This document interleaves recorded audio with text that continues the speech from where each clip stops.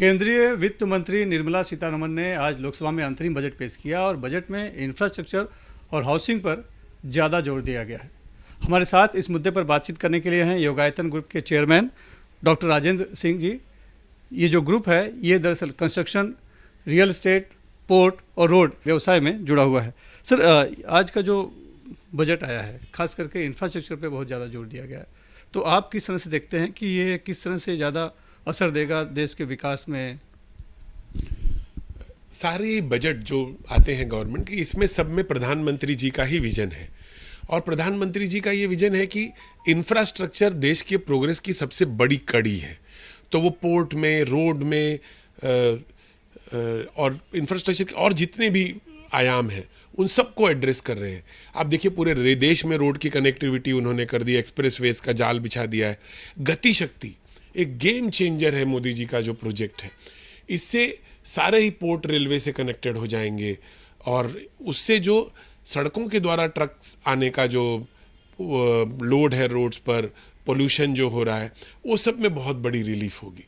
Ports के development में inland waterways पे मोदी जी का जो विजन है वो बहुत ही ज़बरदस्त है।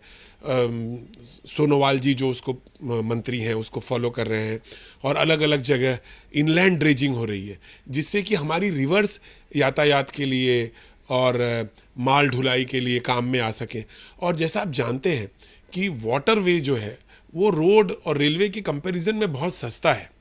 तो ये सारा एक कंपोजिट प्रधानमंत्री जी का प्लान है कि इंफ्रास्ट्रक्चर को बूस्ट दो, उससे इकोनॉमी ऊपर चली जाए और बहुत सारे रोजगार क्रिएट हो जाएं और देश की इकोनॉमी को जहां वो ले जाना चाहते हैं उस दिशा में जाने का ये सबसे समर्थनीय प्रयास है।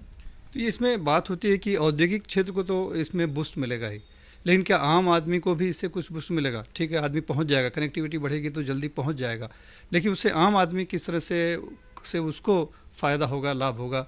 जैसे रोजगार की सीजन की बात है या फिर हाउसिंग सेक्टर की सीजन की बात है, क्योंकि जगह जो है, मान लीजिए अगर मुंबई को ही हम ले लें तो मुंबई एक तरह से लॉक हो चुकी है।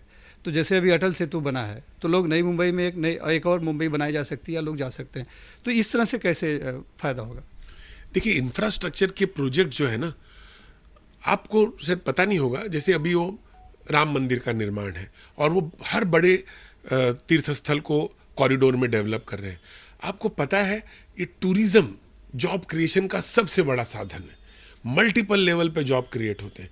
इंफ्रास्ट्रक्चर बहुत बड़ा साधन है जॉब क्रिएशन का, और उसके बाद जो व्यापार डेवलप होता है वो अपने आप जॉब क्रिएट करता है। तो मोदी जी की सारी स्कीम में इंडस्ट्री उतनी बड़ी बेनिफिशियरी नहीं है जितना उनका फोकस आम आदमी पर है, कि उनका है फोकस कि इंडिया की पर कैपिटा इनकम बढ़ती जाए, आम आदमी जो बेसिक चीज़ों से संघर्ष कर रहा है उससे निकल जाए। देखिए सारी ही स्कीम्स उनकी, जो टॉयलेट्स घर में है, घर लोगों को देने का स्कीम है। आदमी पूरी जीवन मेहनत करके घर नहीं क्रिएट कर सकता, सरकार सीधे सीधे आम आदमी को घर दे रही है।